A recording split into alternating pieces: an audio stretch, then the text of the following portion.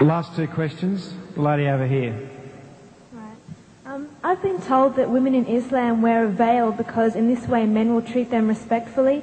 But I see the veil as a form of oppression because why should they have to cover themselves because of the weakness of men? Shouldn't they be treated with respect regardless? Could you please explain the veil, and did Mary have to wear a veil?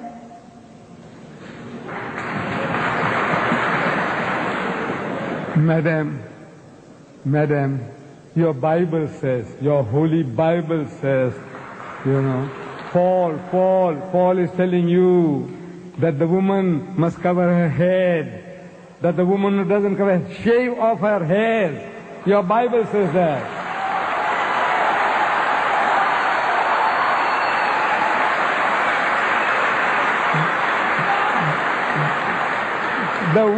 The woman who bares her hair says, shave them off. Shave it off. That's what the Bible says. And you woman, your Bible says she must not be allowed to open her mouth in the church.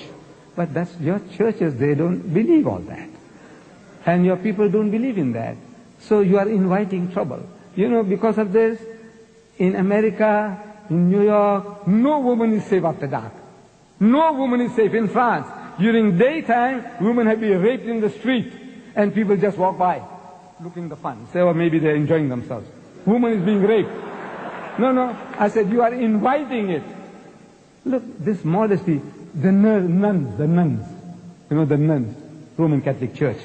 Nobody gives them a second look. If Mary, the mother of Jesus, came along, you won't give her a second look. But my dear sisters, those women on your Gold Coast at Scarborough and all that with bikinis and tangas and G-strings, look,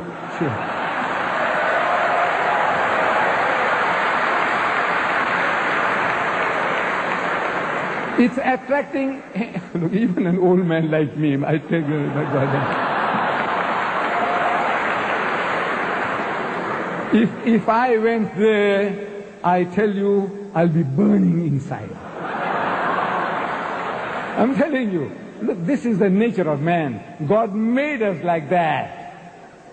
The thing that allures man more than anything on earthly existence is woman. Do you know that? I don't know. The Quran says, زُيِّنَ لِلنَّاسِ حُبُّ الشَّهْوَاتِ مِنَ النِّسَاءِ. Fear in the sight of men is the love of things they covet. Number one, مِنَ النِّسَاءِ, women.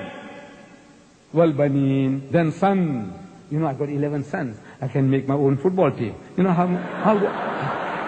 makes me feel proud. I got 11 sons, my own football team, my own cricket team.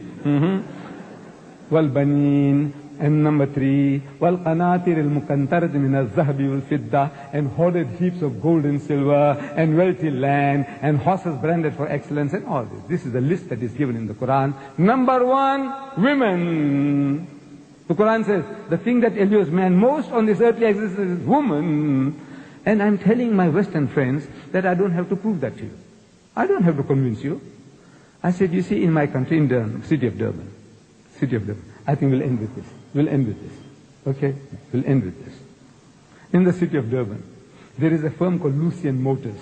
They sell second-hand trucks. Lorries, trucks. We call them trucks here too? Trucks. We call them trucks. And on the trucks that they advertise, there's a woman in the bikini on top of the truck. Then G Knots, they sell farm implements. And on the tractors that they advertise, there's a woman in the bikini on top of the tractor. I'm asking these Westerners, I say, what has a woman in the bikini got to do with a second-hand truck or with a tractor? Except the man. You see, the woman is being dangled, so you'll read the advert. And BMW, I don't know, you have BMWs here. It's a motor car supposed to be a little better than the Mercedes-Benz. I'm not in the market for it. You see, I started with the Volkswagen Beetle. I did 120,000 miles, and I had to change for another Beetle, and another Beetle, and another Beetle. Then they stopped making the Beetles. The Volkswagen Beetle. They started the Golf. So I had to buy Golf number 1, Golf number 2. I'm still not in the market for a BMW. But I'm forced to read this advert. In my newspaper, I see a BMW motor car. And with a woman in the skimpiest of bikini, what you call the tanga, the G-string. She's standing in front of the motor car, and it's written at the bottom, test drive her now.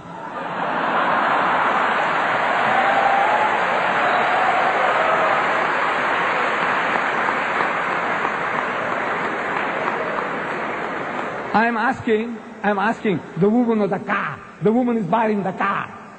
And the her is underlined. Test drive her now. I said, look, this is what you're leading yourself to. This is the Westerner. He sells his mother, his wife, his daughter. His wife is a star, and she's being mangled on the screen, simulating rape. And they enjoy it. You enjoy your wife being simulated. It's not real rape, but you know it's simulated. You can see everything about it. She's being raped, your mother, your wife, your daughter. And you enjoy, your wife is a star.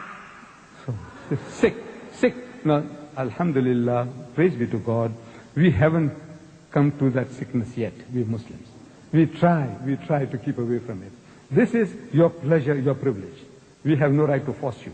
But we say, you are playing with fire, my child, and you're going to pay the price. You're paying the price now, and you will pay the price.